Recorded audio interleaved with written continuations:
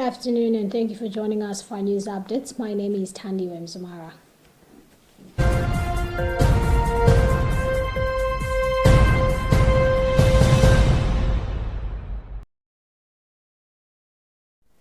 At the Mass for the election of a new Pope, the Dean of the College of Cardinals made a strong call to maintain the unity of the Church ahead of the conclave on Wednesday, urging the Cardinal electors to remember that they will cast their votes in the Sistine Chapel before God, in whose sight each person will one day be judged. Cardinal Giovanni Battista Re, the 91-year-old Dean of the College of Cardinals, presided over the liturgy, underlining the need for unity in the Church, noting that among the tasks of every successor of Peter is that of fostering communion. More than 200 cardinals celebrated the Mass, including many of the 133 eligible to vote for the next Pope. Although Ray led the liturgy and delivered the homily, he will not participate in the conclave due to his age.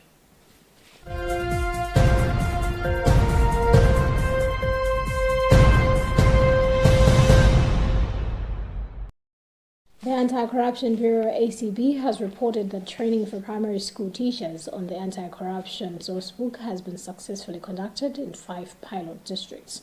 The sourcebook aims to instill ethics, integrity, and a strong work ethic among children, fostering a mindset against corruption in future generations. At the training's conclusion at the Chimutu Teacher Development Center in Ilongwe, ACB Acting Director Agnes Mweta noted that teachers were equipped with skills to effectively deliver the book's content. This initiative, part of the Ubuntu program, was done in collaboration with the Ministry of Education and supported by the United Nations Development Program (UNDP) and the pilot districts including Chinji, Lilongwe, Machinga, Luntha, and Rumpi.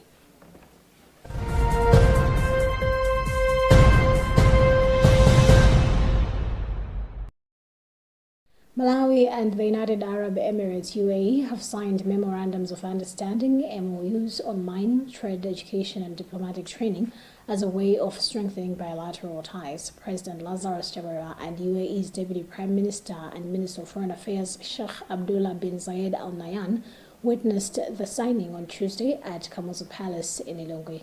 Speaking after the signing, Minister of Foreign Affairs in the country, Nancy Tembo, said the signing aligns with the Malawi's 2063 agenda, which aims for a stable economic growth for the country.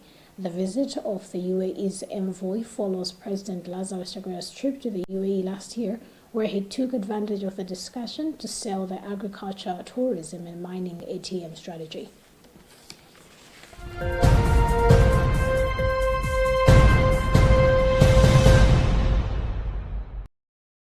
Center for Democracy and Economic Development Initiative (CIDED) has asked Malawians to demand transparency, accountability, and strict adherence to established procedures, guidelines, and laws regarding fuel importation.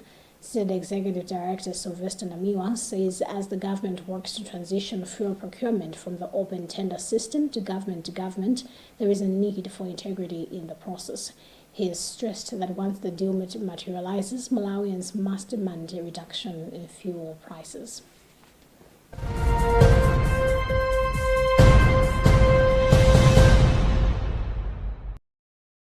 Now, in other news, Sudan has cut diplomatic ties with the United Arab Emirates (UAE) after repeatedly accusing the Gulf nation of backing the rival Rapid Support Forces (RSF) in the country's civil war. The announcement comes after the RSF were blamed for 3 days of attacks on the usually safe city of Port Sudan. On Tuesday, Sudan's Defense Minister Yassin Ibrahim accused the UAE of violating the country's sovereignty through its proxy, the RSF. The UAE has repeatedly denied allegations that it is giving financial, military, and political support to the paramilitary force.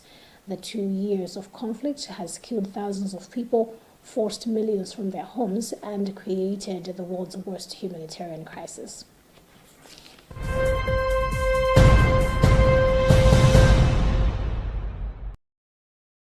And that's about what we had time for in this edition of our news updates. My name is Tandy Wemzumara. Good afternoon.